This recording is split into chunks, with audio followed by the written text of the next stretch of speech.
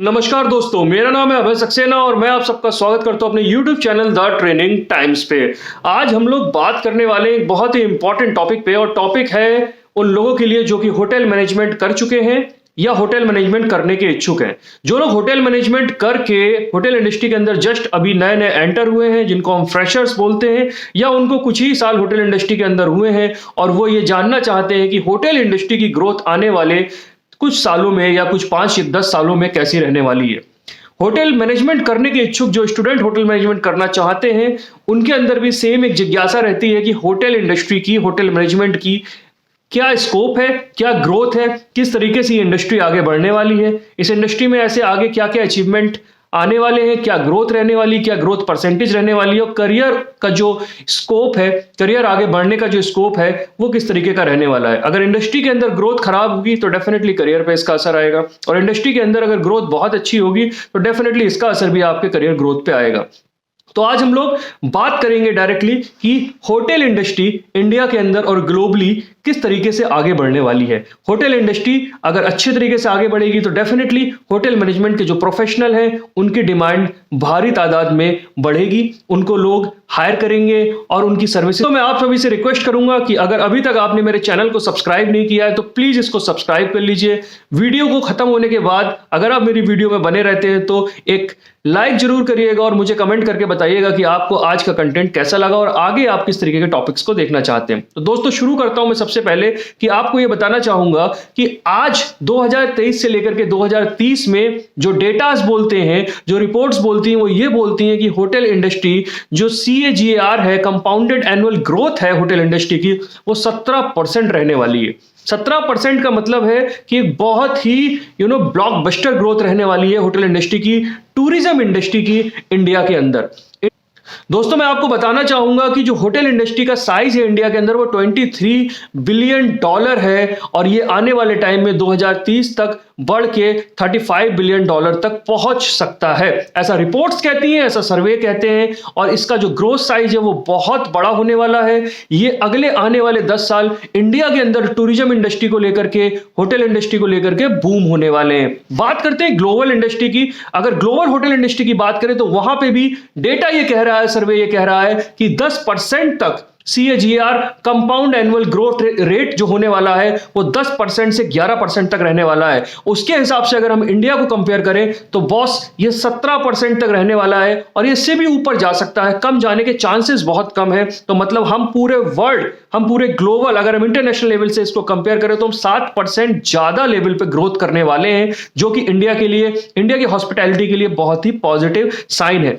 Currently आप देख सकते हैं कि हमारी गवर्नमेंट्स जो है वो टूरिज्म को बढ़ाने के लिए किस कदर एफर्ट्स लगा रही हैं, किस कदर बाहर से जो फॉरेन डिपॉजिटर्स हैं, फॉरेन इन्वेस्टर्स हैं, वो इंडिया के होटल्स के अंदर, जो फॉरेन होटल चेन है वो इंडिया के अंदर अपनी इन्वेंट्रीज को बढ़ाने के लिए किस तरह से पागल हो रखी हैं, वो एक अपने आप में काबिले तारीफ चीज है। गवर्नमेंट के एफर्ट जो है, किसी को इस पे डाउट नहीं है कि मोदी जी के नेतृत्व में, मोदी जी के इंपॉर्टेंट जो विजन्स हैं उसमें tourism industry, hotel industry, restaurant industry, event industry, airports बहुत ही ज्यादा अच्छे तरीके से ग्रोथ करने वाले हैं। ट्रांसपोर्टेशन इंडिया के अंदर इतना बेहतरीन हो चुका है, आने वाले 2-3 साल में जो बची हुई कसर है वो भी अचीव हो जाएगी। अगर ये सारी चीजें हो जाती हैं तो मैं आपको बता रहा हूं, ये सारी जो है ना, ये वेन्स हैं होटल इंडस्ट्री को आगे बढ़ाने के लिए, टूरिज्म इंडस्ट्री को आगे बढ़ाने के लिए। जब आपके शहर, आपके डेस्टिनेशन, आपके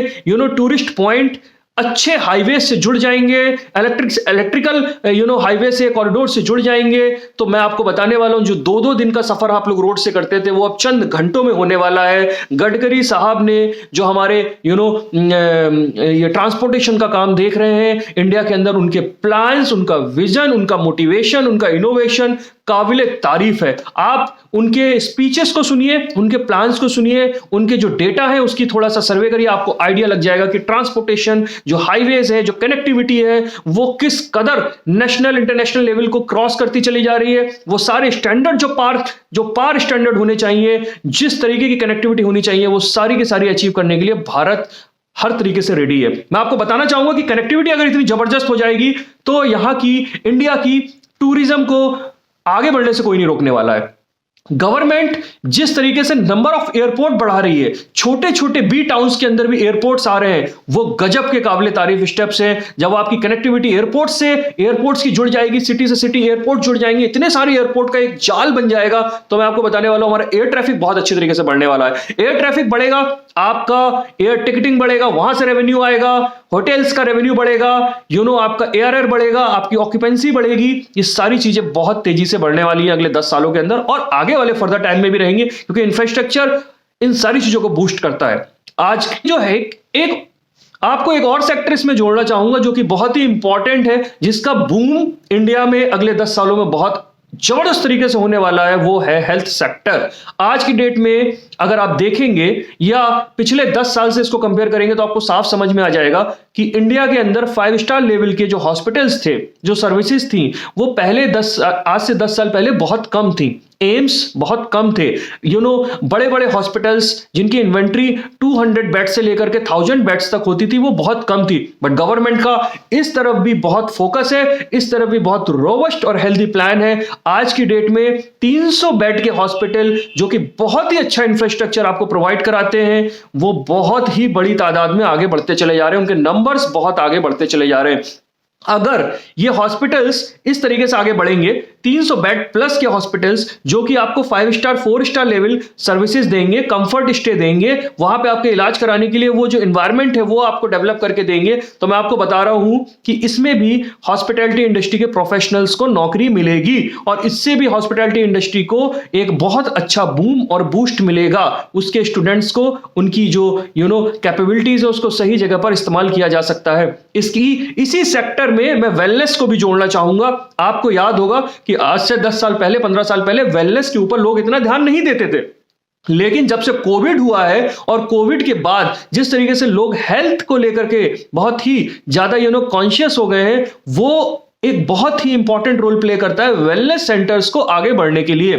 वेलनेस सेंटर इंडिया के अंदर पहले इतने नहीं होते थे, लेकिन अब जिस तरीके से वेलनेस सेंटर इंडिया में बढ़ रहे हैं, और वेलनेस सेंटर की जो क्वालिटी है, जो स्टे क्वालिटी है, जो उनका स्टैंडर्ड है, वो भी जबरदस्त है, और उनको चलाने के लिए भी किन की जरूरत पड़ेगी? हॉस्पिटैलिटी मैनेजमेंट पीपल्स की ही जरूरत पड़ेगी। तो ये जो सारे पैरामीटर्स बनते हैं ना, तो वो बहुत गजब के बनते हैं इस फील्ड को, इस इंडस्ट्री को आगे डेवलप करने के लिए।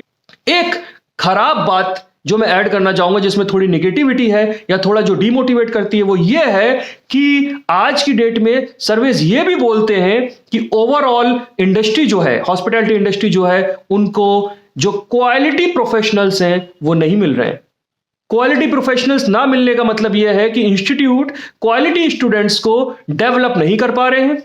जो भी लोग पढ़ रहे हैं वो उस तरीके की ट्रेनिंग्स, जो एजुकेशन है उसके अंदर इतना इन्वॉल्व होकर अपने आप को ग्रो नहीं कर पा रहे हैं जिस तरीके का डिमांड इंडस्ट्री के अंदर है। तो मेरा कहने का मतलब बस यही है कि अगर आप उस तरीके के प्रोफेशनल्स नहीं निकाल के दे पाएंगे तो ये अपॉर्चुनिटी मूव हो जाएगी फॉरेन कंट्रीज की तरफ, और वहां के प्रोफेशनल्स को इंडिया में जॉब मिलना शुरू हो जाएगी। तो जॉब्स बहुत है, भरमार है, बट डिपेंड करता है कि आप किस तरीके के प्रोडक्ट हैं, आप किस तरीके की नौकरी के लिए फिट होते हैं। आप एक मैनेजर लेवल तक ही पहुंचना चाहते हैं, या आप किसी कंपनी के सीईओ बनना चाहते हैं, या किसी कंपनी के वाइस प्रेसिडेंट बनना चाहते हैं, या इससे भी ऊपर जाना चाहते हैं, या अपनी खुद की कंपनी बनाना चाहते हैं। ये टैलेंट, ये जज्बा आपके अंदर खुद होना चाहिए। आपकी नॉलेज, आपका सेल्फ डेवलपमेंट, आपका सेल्फ इंप्रूवमेंट, आपने अपने ऊपर कितना काम किया है, ये उसके ऊपर डिपेंड करता है। वहीं पे मेरी कुछ समय पहले एक वीडियो आई थी जिसमें मैंने बोला था कि आपको कम से कम 16 से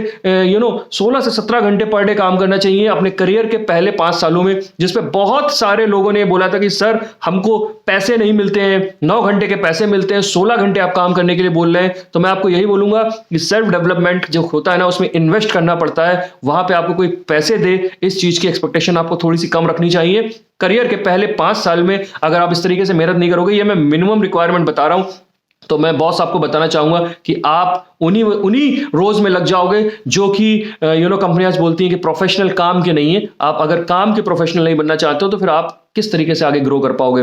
मैं 50 ऐसे एग्जाम्पल दे सकता हूं जिन कंपनियों के सीईओ, जिन कंपनी के ऑनर्स, जिन कंपनी के डायरेक्टर्स का अगर आप इंटरव्यू सुनेंगे तो वो सबके सब यही बोलेंगे कि हमारे इनिशियल डेज जो थे, जब कंपनी ग्रो कर रही थी, जब कंपनी बेबी फेस में थी, तो हम लोग 20-20 घंटे काम करते थे। और कुछ के इंटरव्यूज तो ये भी हैं जिन्होंने ये तक बोला है कि मैं सुबह ऑफिस आता था और शाम को कई बार ऐसा होता था कि ऑफिस में थक के सो जाता था और रात को जब आंख खुलती थी तब घर जाता था, या अगले दिन फिर से काम करके फिर घर जाता हूं। इस तरीके के बहुत सारे कमेंट्स हैं। ये कंट्रोवर्सी हो सकती है, बट मैं इस पे ज्यादा बात नहीं करना चाहूंगा। ये आपकी खुद की कॉल है कि आपको 9 घंटे काम करके हमेशा एक वर्कर बन के रह जाना है, या आपको 17 घंटे काम करके सीईओ बनना है, एमडी बनना है, एंटरप्रेन्योर बनना है, या अपनी खुद की कंपनी ओपन करनी है, या अपनी कंपनी के अंदर एक ऐसा डेजिग्नेशन आपको लेना है जो आपके साथ आपकी पूरी वर्क फोर्स को मोटिवेट करे, लीड करे। आप एग्जाम्पल बनना चाहते हैं तो आप एग्जाम्पल बन जाइए, और अगर आप एग्जाम्पल बनना नहीं चाहते तो आपकी कॉल है।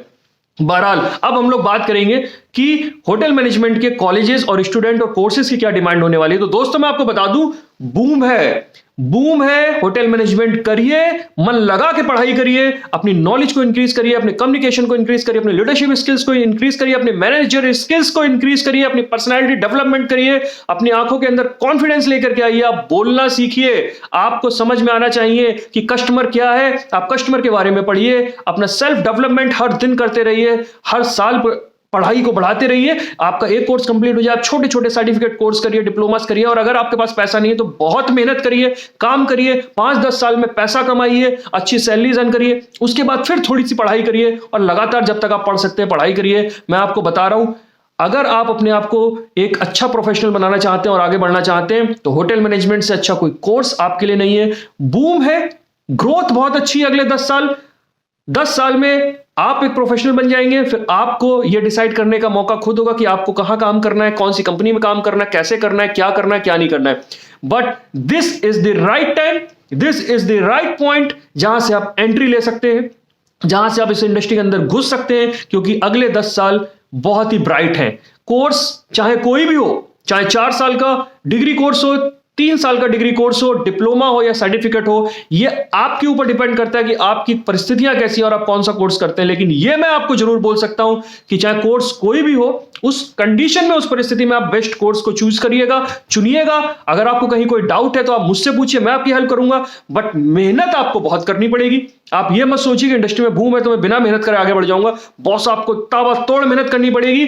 बूम है, चारों तरफ से पॉजिटिविटी ही पॉजिटिविटी है। मैं आपको गारंटी देता हूं कि अगर आप ज्वाइन करेंगे इस इंडस्ट्री को और मेहनत करेंगे और दिन रात एक करेंगे तो आपको कोई रोक नहीं सकता है आगे बढ़ने के लिए। जिन लोगों ने यह बोला है कि ये इंडस्ट्री उनको खा गई, ये इंडस्ट्री ने उनको बर्बाद कर दिया, फिनिश कर दिया, मैं अभी भी कहीं ना कहीं बोल सकता हूं कि वो लोग कहीं ना कहीं अपने फेलियर के लिए अपना आत्ममंथन करें। कहीं ना कहीं उनको समझ में आएगा कि कहीं ना कहीं मेहनत करने में चूक हो गई। मैं आपको बताना चाहूंगा, ऐसी कोई इंडस्ट्री नहीं है वर्ल्ड के अंदर जिसके अंदर बिना मेहनत करे आप सीईओ, एमडी या डायरेक्टर बन जाए। ऐसी कोई कंपनी नहीं है जो आज तक इन्फोसिस बन गई या विप्रो बन गई या मारुति बन गई या टाटा बन गई, जिनके ओनर्स ने रात दिन एक नहीं किया है, जिनके सीईओज ने रात दिन एक नहीं किया है। मैं आपको 50 एग्जाम्पल ऐसे दे सकता हूं, इवन आप खुद जानते हैं। आप कहीं पे भी चले जाइए, बिना मेहनत के आपकी कोई कदर नहीं होने वाली, ना आपकी कोई कदर करने वाला है। थोड़े दिन बाद आप अपनी कदर खुद नहीं करोगे, आप खुद बोलोगे कि मुझसे गलती हो गई और मैंने बहुत बड़ी मिस्टेक कर दी। तो मैं आपको यही बोलना चाहूंगा शॉर्ट में कि बॉस, लगे रहो, आगे बढ़ते रहो, मेहनत करते रहो, आपको रोकने वाला कोई नहीं है। भारत का फ्यूचर बहुत ब्राइट है। अगले 10 से 20 साल चारों तरफ से हम लोग ग्रो कर रहे हैं, इंडस्ट्रीज ग्रो कर रही हैं। टॉप इंडस्ट्रीज में होटल इंडस्ट्री आती है, हर तरीके से ग्रोथ जो है वो बेहतरीन है। तो मैं इसी थॉट प्रोसेस, इसी मोटिवेशन के साथ इस वीडियो को एंड करूंगा। आप लोग मुझे आगे बताइएगा कि आपको किस तरीके की वीडियो देखनी है, क्या कंटेंट आप इंटरेस्टेड है। अगर आप लोग मेरे साथ जुड़ना चाहते हैं तो आप मेरे Instagram channel the training times पे जुड़ सकते हैं, मेरे साथ व्हाट्सएप पे कनेक्ट हो सकते हैं। आपको किसी तरीके की काउंसलिंग या किसी तरीके की हेल्प या किसी तरीके का कम्युनिकेशन या किसी तरीके का आपका कोई क्वेश्चन है तो आप नीचे मैसेज बॉक्स में या कमेंट बॉक्स में लिख सकते हैं, मेरे साथ पर्सनल कनेक्ट हो सकते हैं। अगर मेरे पास थोड़ा सा भी समय होगा तो मैं आपको हेल्प करने में मुझे बहुत खुशी होगी। मैं ये चैनल सिर्फ इसीलिए रन करता हूं कि आप लोगों को किस तरीके से हेल्प हो सके, आप लोग मुझसे कनेक्ट हो सके, आप लोग इंडस्ट्री में अच्छा करें और खूब सारी मेहनत करें, कहीं पे भी आप डिमोटिवेट फील ना करें। अगर आप कहीं डिमोटिवेट फील हो रहे हैं, मुझसे कनेक्ट होइए, मैं पूरी कोशिश करूंगा आपको मोटिवेट करने की। आपके जो क्वेश्चंस हैं उनको सॉल्व करने की। तो दोस्तों थैंक यू सो मच। आप लोग जहां पर भी अपना बहुत बहुत ध्यान रखिए, मजे करिए, एंजॉय करिए, बहुत सारा काम करिए और आगे बढ़ते रहिए। Thank you so much. Tata bye bye. जल्दी मिलते हैं एक नई वीडियो के साथ।